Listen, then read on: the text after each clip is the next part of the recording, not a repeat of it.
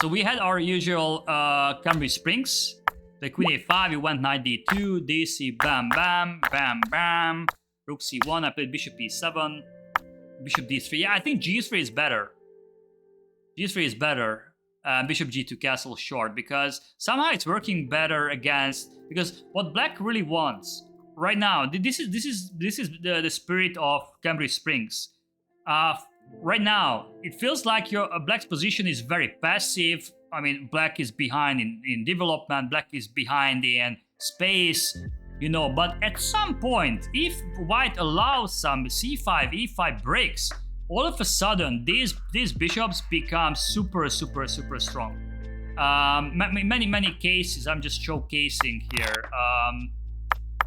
If let's say TJ is not going absolutely madman here with h4, if he just simply would castle short, just simply rook d8. This is what usually happens in some cases. Black is just bringing the bishops back to f8, e8, and we just wait. And in some cases, let's say white goes b4, we just wait, and you see, I don't know, sometimes now you can see the strength of this darker bishop. All of a sudden, we are destroying a white's pawn structure on the queen side. Or if the knight leaves this way, maybe we can push with e5, and all of a sudden, maybe not right now, but later, all of a sudden, the position is getting open for this bishop. So the position is closed at the moment, but it has huge potentials to getting open. So this is the main point of this line of Cambridge Springs.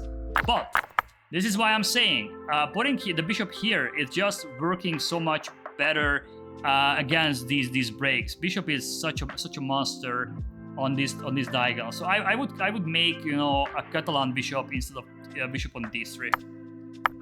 Bishop d3, castles h4. Interesting idea, although I don't think white has enough, you know, resource to create troubles in the king side. Maybe with modern engines, maybe give something here. I'm not so sure if engine approves it.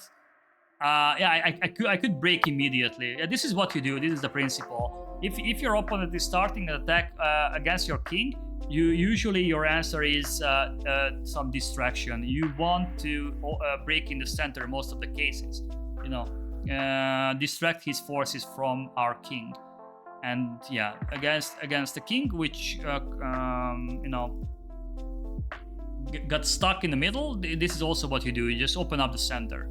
I should have pushed c5 right away. All right, h4. I played rook d8. I was preparing for c5 though, but I was a little bit slow with that. I could do it. Yeah, I mean here we just basically TJ you lost a very serious tempo. Maybe I mean queen f3 was a little bit more consistent.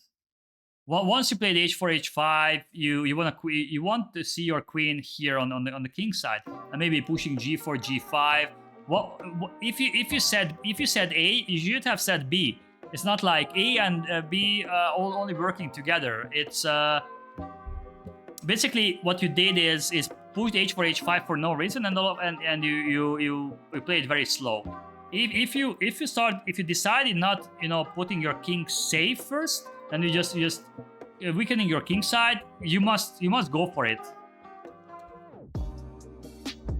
But you just wasted a lot of tempo here. I played g4, knight d5. I was just moving out from g5. I'm not so sure if it was threatening.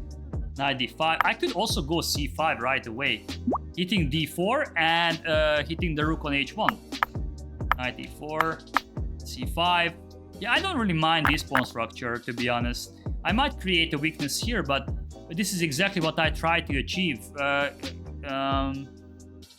You know, opening up the position for my bishops. Bishops need long diagonals, and yeah, I might have like a slightly worse structure, but my bishops are huge counterplay. Also, your king in the middle is maybe getting targeted, but I think you should have gone for this, because at least you have a nice looking outpost for your knight. It doesn't allow queen a5 ideas.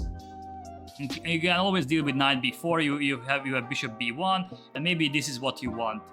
But I don't think you will push through. Yeah. your maneuver was just way too long. Way too long. It just gave me enough time. And yeah, and here you were just basically lost. Because takes, and yeah, if you don't do castle short, rook c1 was a huge threat. Also, queen a8 is a huge threat, you know, targeting e4. If you move the knight, this guy is hanging. I mean, this was already bad. Bishop a6 was happening, and you just simply couldn't take it because of rook c1 check and winning the full set, right? So here you just basically lost the pawn and an exchange, because you went castle, but I mean, by this g4 g5 you wasted like five tempos at least. If you go for this g4 g5 stuff, you should do it way earlier. You just wasted many tempos. You just gave me enough time to build some counterplay. Yeah, and okay, this was just lost. Yep.